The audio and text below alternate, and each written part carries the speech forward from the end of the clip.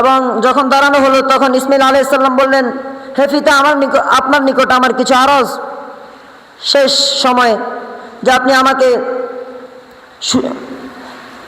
আমাকে রশি দিয়ে ভালো করে বেঁধে নিন, যাতে আমার রক্তের চিহ্ন আপনার শরীরে না লাগে। কি পরিমাণ আদব সেখানে ছিল, যে রক্তের চিহ্ন যেন হযরত ইব্রাহিম আলাইহিস সালামের শরীরের মধ্যে না লাগে। এরপর বললেন, আপনি আমাকে মাটির দিকে উৎ করে শুয়ে দেন, যাতে আমার চেহারা দেখে আপনার দয়া না হয়, এবং আপনার চোখের মধ্যে আপনি একটা ফটরি দিয়ে দেন যাতে দেখা না যায়। তখন তিনি তাই করলেন, এবং যখন ছুরি চালাতে শুরু করলেন, ছুরি একেবারে বোতা হয়ে গেল। ইসমাইল আলাইহিস সালামের একটি ফসমও কাটাই গেল না। এভাবে তিনি অনেক নিজের শক্তি প্রয়োগ করে চেষ্টা করলেন, কিন্তু তা হলো না। দ্বিতীয়বার আবার একইভাবে যখন চেষ্টা করলেন, কিন্তু তারপরে হলো না।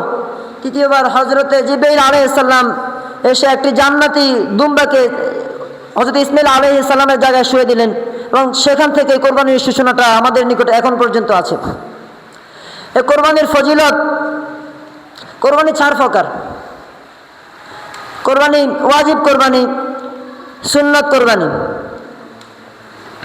ওয়াজিব কোরবানি, নফল কোরবানি, আর এটা হলো মান্নতের কোরবানি এবং ওসিয়তের কোরবানি। ওয়াজিব কোরবানি সেটা আমরা যারা ওয়াজিব কোরবানি করব, অর্থাৎ যাদের নেশা পরিমাণ মাল রয়েছে, আমরা তারা ওয়াজিব কোরবানি করব। এই ওয়াজিব কোরবানি করলে যে গোস্তটা ওইটা নিজেরাও খেতে পারবে, নিজেদের আত্মীয় স্বজন, ধনী গরিব সকলকে দিতে পারবে, এবং ফকির মিসকিন সকলকে দিতে পারবে। তবে নিয়ম হলো 3 ভাগ করে, 1 ভাগ নিজের আত্মীয় স্বজনের জন্য, 1 ভাগ নিজের জন্য, 1 ভাগ ফকির মিসকিনের জন্য।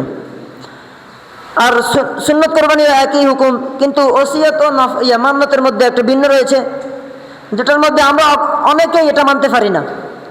মান্নতের কোরবানির মধ্যে রয়েছে যে যখন আমরা কোরবানি করব, তার একটা গোস্ত কিন্তু আমাদের ফেটে যেতে পারবে না, কেননা সেটা মান্নতের, সেটা ওসিয়তের। সকল কিছুই দিয়ে দিতে হবে ফকির মিসকিনদেরকে।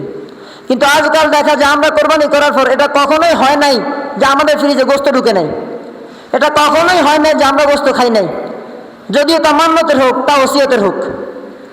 আমরা জানি যে কোরবানি করলে এটা আমার গোস্ত, কিন্তু না, কোরবানি করার পর যখন আপনার হক আপনার কাছে থাকবে, তেমনিভাবে ফকির মিসকিনদের হক আপনি তাদেরকে বুঝিয়ে দিতে হবে।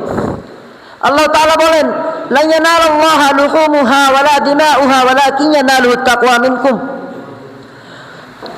তোমরা যে কোরবানি করো তার কোনো গোস্ত, রক্ত, পশম, মাংস কিছুই আমার কাছে পৌঁছে না তোমাদের তাকওয়া ব্যতীত।